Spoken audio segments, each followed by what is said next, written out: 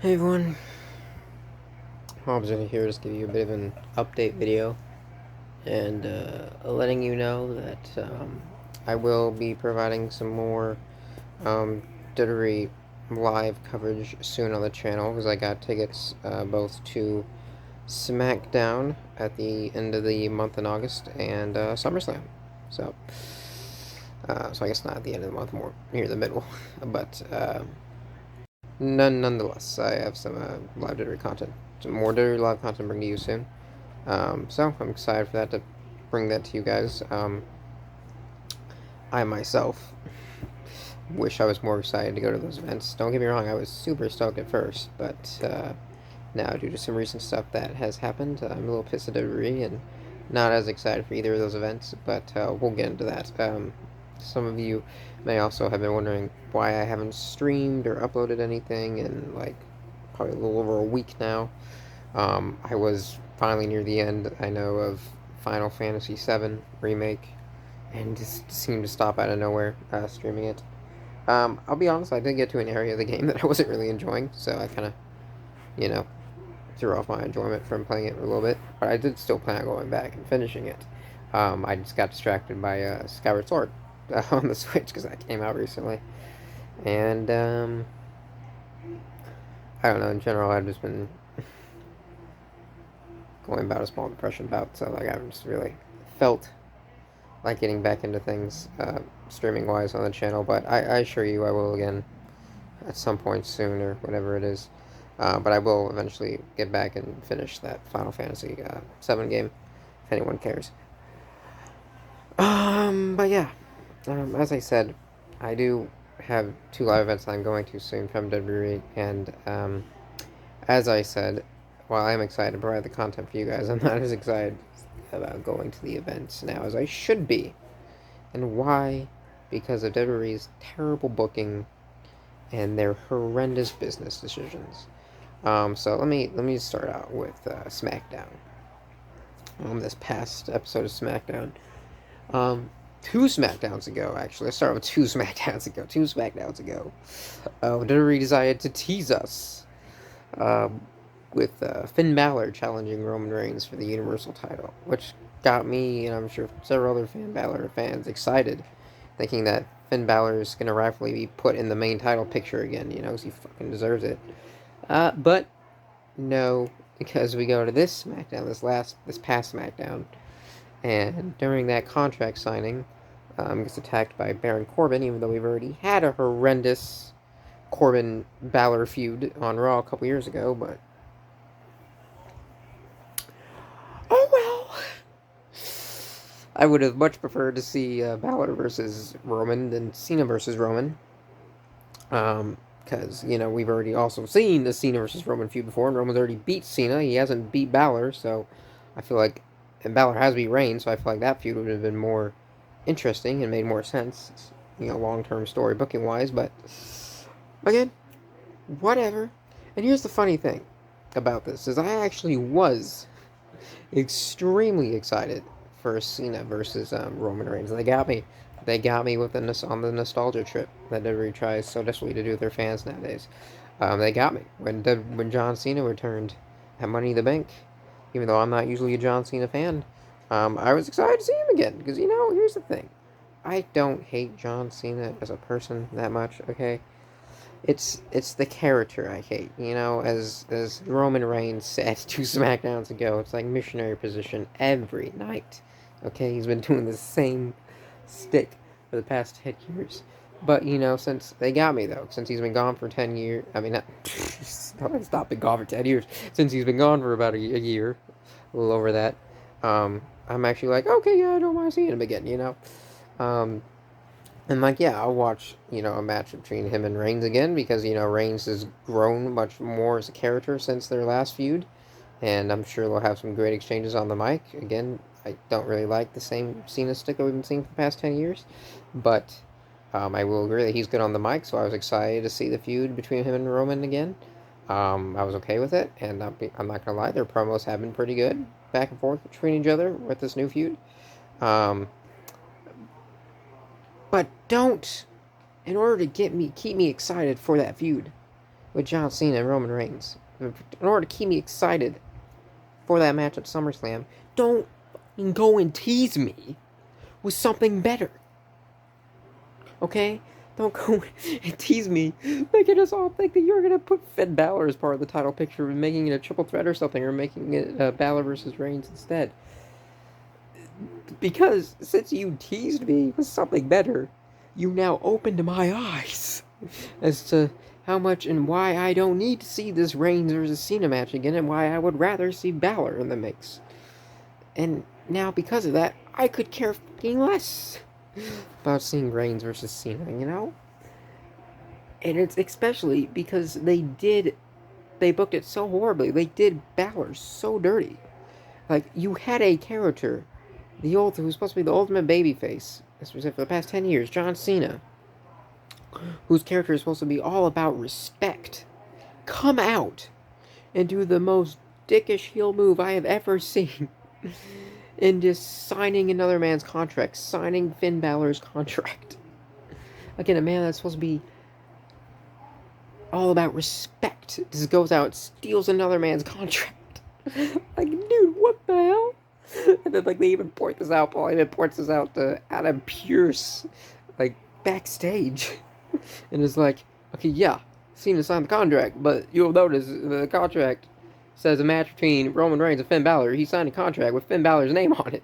And Adam Pearce is pretty much like, oh, I see Roman's signature and I see Cena's signature, so that's all I need. I don't give a crap. Now, again, that makes no sense booking-wise, because that just makes Cena come off as, like, this dick heel, you know? When Roman Reigns is supposed to be the bad guy in this situation. Just the booking there is so bizarre. Because, like, if WWE, you know, wasn't scripted and fake, if I was Finn Balor and I was, like, a real-life situation, and that happened to me, like, I would go backstage, as Adam Pearce said that, and, like, want to beat the absolute out of that guy. Like, seriously. Like, I would be hunting down John Cena tunes, be like, what the man? Like, they just did Finn so dirty. So that kind of got me less excited for the Cena versus Reigns match, which is a shame. But, you know, it looks like they're already getting Balor versus Corbin out of the way by doing it next week on SmackDown. But we know that anything that starts with Corbin drags on forever, as most of his feuds do. So I doubt that they'll include Finn in the Universal title match at SummerSlam, even though he should be in it because he got fucking screwed. But I doubt they'll do it anyways, because even though what they could do is still add him in and make it a triple threat, even though they could do that by getting the him versus Corbin thing out of the way at SmackDown, I doubt that's what will happen. I doubt that this is going to be a one-off thing between him and Corbin, like it was a one-off thing between him and Sami Zayn, unfortunately. But who knows? Maybe they will work it out. Hopefully Balor will be added to the title picture somehow, but I doubt it, sadly. And let's get to the main reason why I am just currently pissed off at WWE. You know, don't get me wrong. There was still, like, one match I was really looking forward to at SummerSlam, and that was the Edge versus Rollins match. I was looking forward to that. But there's another main reason a lot of us are not pissed off at WWE, and that is because of the big news today. And because of this big news, after SummerSlam, since I can't even refund my tickets to it if I decide I wanted to later on anyways, or SmackDown, after SummerSlam, because of the news that came out today, and just the dumb booking that's been going on, and how bad Raw has been recently, I might be taking a foreseeable break away from WWE, because today, they decided to release one of their most brilliant talents, Bray Wyatt, someone who's come up with storytelling way better than any of the WWE writers have been able to put out in years, and has given us some of the most brilliant gimmicks, and has been able to save and rewrite his character again and again. But because he's so brilliant, WWE doesn't know what to do with it. Anything that he gives them, even when he gives them the most over character in the WWE, they still don't know what to do with it. And so instead, what do? They go steal the idea, the gimmick that he spent years creating himself, and give it to Alexa Bliss. And I like Alexa Bliss, don't get me wrong. She's a great performer. It's not her fault that, she's doing this gimmick now.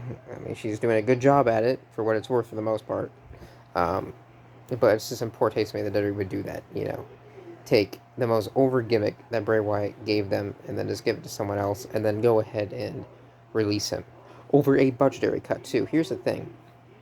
A lot of people were writing the narrative to defend this in their heads, saying that, oh, it's probably because, Bray's still having a hard time with the loss of Brody Lee, which is true. He could very well could be. And that's probably why he is taking so much time away.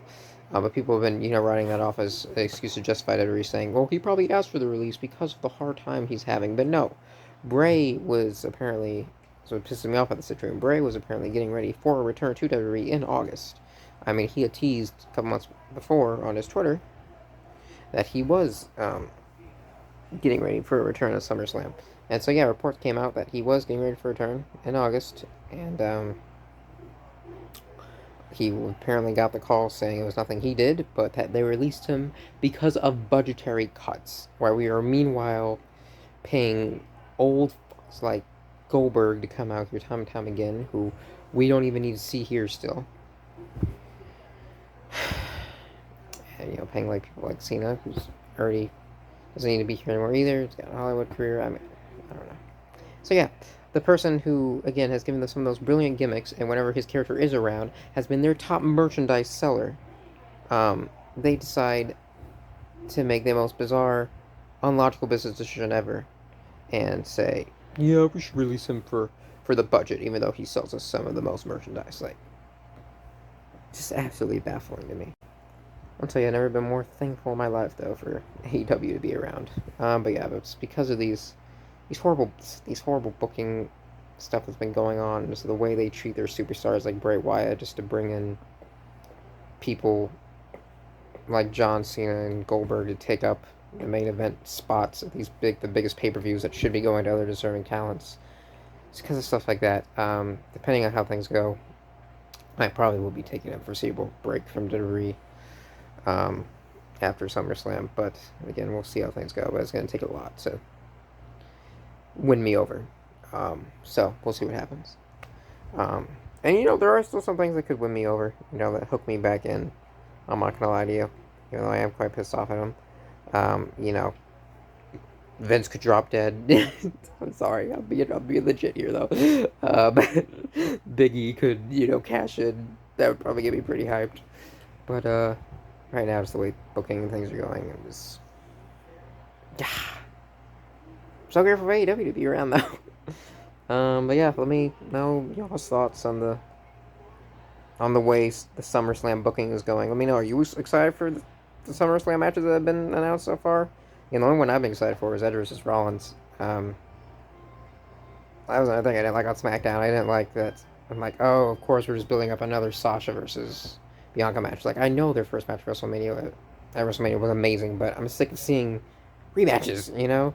That's all, like, Bianca's title reign has been so far, is rematches. She had a bajillion matches. After she beat Sasha, she had a bajillion matches with Bayley, and then she had, like, 2 or 3 matches nonstop with Carmella, and now it's just another rematch with Sasha. So it's like, okay, whatever. But yeah, let me know. Are you excited for the SummerSlam card? And let me know your thoughts on the recent release of Bray Wyatt. That horrible business decision. Let me know what your exciting thoughts are for AEW. Supposedly, Daniel Bryan, CM Punk's supposed to come in soon, but that's one of those things where I'll believe it when I see it, even though I know there has been multiple reports supposedly confirming it. But it's exciting if that does happen. But yeah. Again, I'll be back to streaming whenever I do get around to it. But I probably will get back around to it soon. Either way, I will have some video content to provide you in the month of August. I should be back in streaming this month. If not, though, again, I will have some video content to provide you with the delivery live event stuff. So, yeah, keep an eye out for all that. And if you want to know exactly when it is, I will be up and streaming again. Just subscribe and hit that notification bell, and I will catch y'all next time. Peace out.